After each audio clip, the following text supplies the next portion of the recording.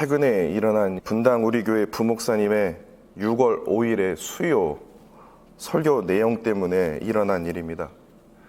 핵심 내용은 이렇습니다. 나는 동성애 자체가 아니라 동성애를 바라보는 우리의 시선에 대해서 나누고 싶습니다. 동성애 자체는 물론 죄입니다. 하지만 동성애를 과격하게 반대해서는 안 됩니다. 동성애를 말로써 틀어막고 너 그러면 지옥 간다라는 저주가 아니고 그리스도를 믿는 우리들이 정상적이고도 행복한 부부관계, 행복한 가정생활로도 이렇게 행복할 수 있다라는 것을 보여주는 크리스천의 삶, 이것이 대안이고 이것이 희망입니다 라는 그분의 설교였습니다. 그런데 이 설교 때문에 난리가 난 겁니다. 왜냐? 이 설교에 대해서 비판하시는 분들이 그 부목사님의 설 두 가지 표현의 문제를 삼았는데요. 첫 번째, 그분이 이런 말씀을 하셨습니다. 세상 입장에서 동성애에 대해서는 이미 넘어갔다.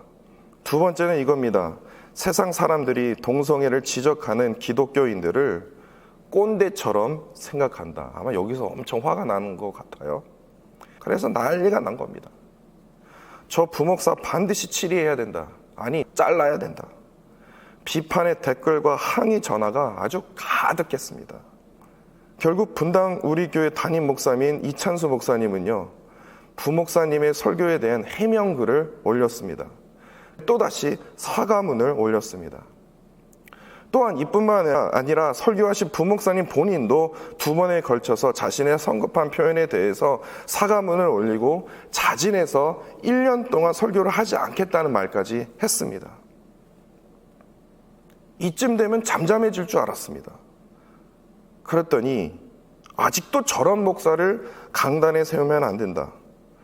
이런 설교자를 두둔하는 이찬수 목사는 빨갱이 목사다. 이런 사람은 하나님을 믿는 사람이 절대로 아니다. 라는 등등 입에 담기 험한 댓글과 항의 전화로 지금도 고통을 받고 있다고 합니다. 여기서 끝난 것이 아니에요. 이정훈 교수님이 개입하게 되고 본격적으로 이찬수 목사님의 몇 년 전의 설교를 가지고 비판하기 시작하는데요.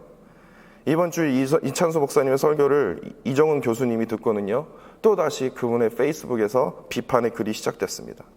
결국 이찬수 목사님은 교회 홈페이지에 공식적인 사과를 하면서 또한 이에 대해서 이정훈 교수님도 답변을 하면서 나름대로 훈훈하게 두 분이 만나기로 약속을 하고 이달락이 되었습니다. 제가 이 사건에 대해서 말씀을 드리는 것은 이것에 대해서 잘잘못을 따지기 위해서 말씀드리는 것이 아닙니다. 저는 이런 사건을 눈으로 확인하면서 보면서 참 마음이 아팠습니다. 그리고 느낀 것이 하나가 있습니다. 언제나 우리의 적은, 우리의 원수는 멀리에 있지 않구나. 아주 우리와 가까이 있구나. 이런 생각이 들었습니다. 지금 누구의 편을 드는 것이 아닙니다. 이 일을 통해서 우리가 눈으로 쉽게 확인할 수 있는 것이 목사를 향한, 아니요, 믿는 사람을 향한 손가락질은 세상 사람들의 손가락질이 아니었다라는 사실입니다. 비판의 손가락질은 하나같이 다 하나님을 믿는다는 분들임을 우리가 눈으로 지금 확인하고 있지 않습니까? 비판의 글이 정도를 넘었습니다. 입으로 담기 험한 말들, 비판을 해오는 것을 볼 때 잘못을 떠나서요, 그것만 봐도요, 기독교인으로서 참으로 마음이 아픕니다. 오늘 본문을 묵상하면서 지금의 상황과 별 다르지 않구나 라는 생각을 해보았습니다. 사실 유다왕 여호야김이 다스리는 남유다는 거룩하지 못했습니다. 많은 사람들이 우상을 믿고 따르는 왕과 백성들이었습니다. 이들을 향해서 예레미야는 하나님의 말씀을 선포한 겁니다. 다시 한번 강조드립니다. 이들을 향해서 선포한 그 말씀은 예레미야의 말이 아닙니다. 하나님께서 명하신 그 말씀만 선포한 겁니다.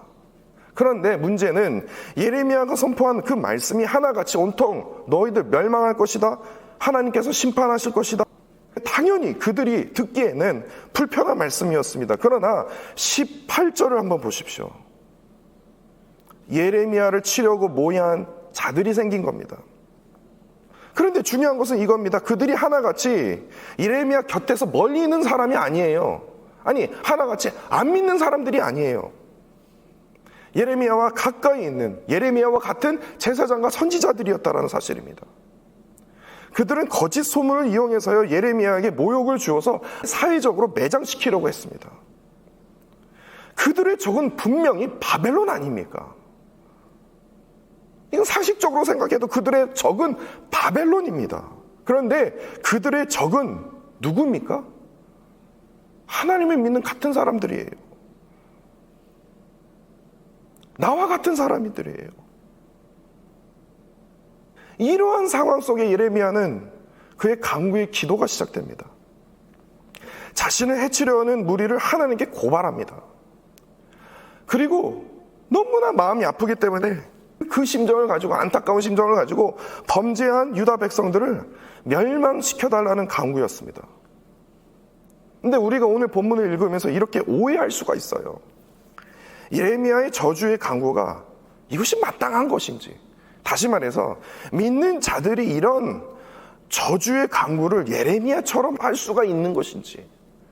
왜냐하면 자신을 죽이려 하는 자에 대한 강한 복수심 때문에 이런 간구의 기도가 시작된 것은 아닐까라는 생각이 들기 때문에 그렇습니다. 그러나 예레미야는 자기 스스로가 복수심으로 그들을 심판하는 것이 아닙니다. 하나님께서 직접 개입하시는 심판을 간구한 것입니다. 오늘 본문을 자세히 읽어보시면요, 예레미야서를 전체를 읽어보시면 예레미야 자신의 판단으로 말하는 저주가 아닙니다. 자신의 판단에 의해서 나오는 저주의 간구가 아니에요. 예레미야의 간구의 내용들은 예레미야가 생각한 아이디어가 아니라 이미 이전부터 하나님께서 남유다를 심판하실 내용들을 예레미야가 그냥 다시 반복한 겁니다. 그렇지 않습니까? 예레미야가요 20절에서요 남유다 백성들을 위해 하나님의 은혜를 구했다가 갑자기 20절 이후로부터 저주와 심판을 구한 것은 남유다 백성들이 변할 가능성을 전혀 찾을 수가 없으므로 하나님의 심판이 불가피하다고 인식했기 때문에 이전부터 하나님께서 이러한 벌들로 심판하실 내용들을 다시 한번 예레미야가 반복한 것밖에는 없습니다. 그런데 제 눈에 팍 띄는 구절이 바로 23절입니다. 여호와여, 주께서 저를 죽이려는 그들의 모든 음모를 아시지 않습니까?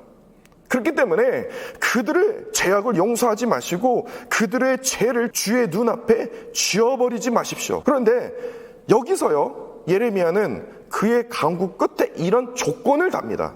그러나 하나님, 조건이 있습니다. 그들이 주 앞에 넘어지게 하시되 주의 진노의 때에, 아무 때 말고 지금 당장 하나님 그냥 싹 쓸어버리십시오. 확 그냥 심판하십시오. 그게 아니에요. 주의 진노의 때에 그들을 처벌해 주십시오. 만약에 복수심으로 시작했다면 저는 그렇게 얘기할 거예요. 지금 당장이요 하나님. 저 참기 너무너무 힘들어요. 하나님, 지금 내 부르짖는 이 울부짖음을 하나님 지금 들으시죠? 그렇다면, 내 심정을 아신다면 지금 빨리 하루속히 지금 당장 뭐 하늘에서 불을 내리든 뭐든 하든 심판을 내려주십시오. 이런 기도가 아니에요. 나의 진노의 때가 아니라 하나님의 진노의 때에 그들을 심판해달라는 것입니다.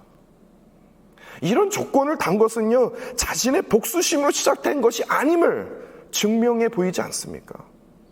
다시 말해서 자신의 분노가 하나님의 마음과 다를 바 없다는 것을 보여주고 있기 때문에 예레미야 자신 스스로가 심판하는 것이 아니라 오직 하나님의 공의로 그들을 정확히 심판하실 수 있다는 그 믿음으로 간구했다라는 사실입니다.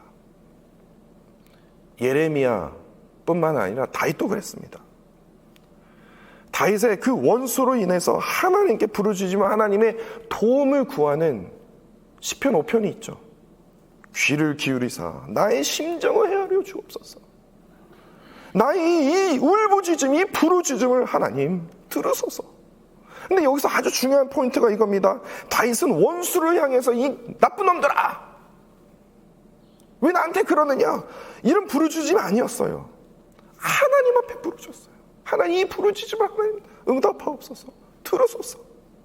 내가 원통하고 원통하나이다. 하나님께 부르짖었어요. 예레미야 강구 또한 그렇습니다. 하나님 앞에 부르짖었어요. 원수가 나를 괴롭게 할 때 나의 부르짖음은 원수를 향해서 하는 것이 아니었어요. 하나님께 방향을 둔 기도였다는 사실입니다. 다윗과 예레미야가 가진 그 간구의 기도를 보면요, 그들의 공통점이 있습니다. 그들의 간구의 기도는 언제나 속도가 아닌 방향을 둔 기도였다라는 것입니다.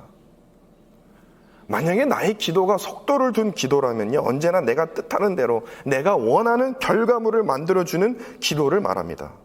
그렇기 때문에 속도가 들어있기 때문에 하나님의 때, 주의 때, 예레미야가 말하는 주의 심판의 때 왜 기다립니까?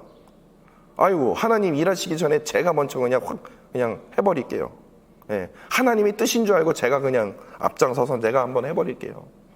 하나님의 때를 기다리지 않습니다.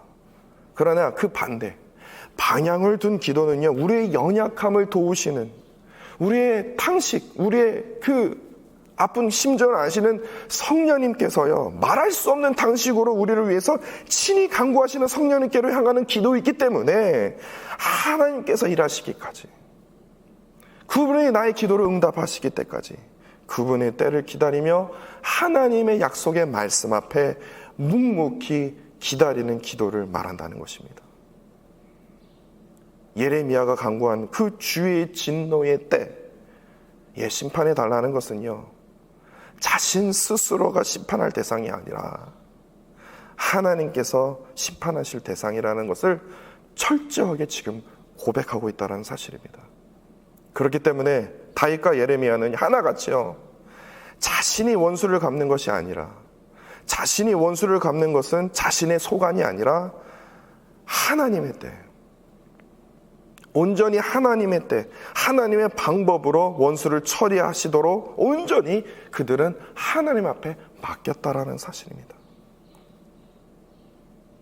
그런데 우리가 바로 여기서 우리가 반드시 기억해야 할 것이 바로 이겁니다. 나를 공격하게 하는 자, 나를 아프게 하는 자가 우리의 원수가 아닙니다. 하나님의 백성을 공격하는 자가 바로 우리의 원수라는 겁니다. 다시 말해서 우리가 넘어지도록, 우리가 쓰러지도록, 하나님과의 관계를 완전 끊어지도록 끊임없이 공격하는 사탄 마귀가 우리의 진정한 원수입니다. 지금 들려오는 뉴스를 한번 들어보십시오. 아마 하나같이 정치든 미국 뉴스도 마찬가지고요.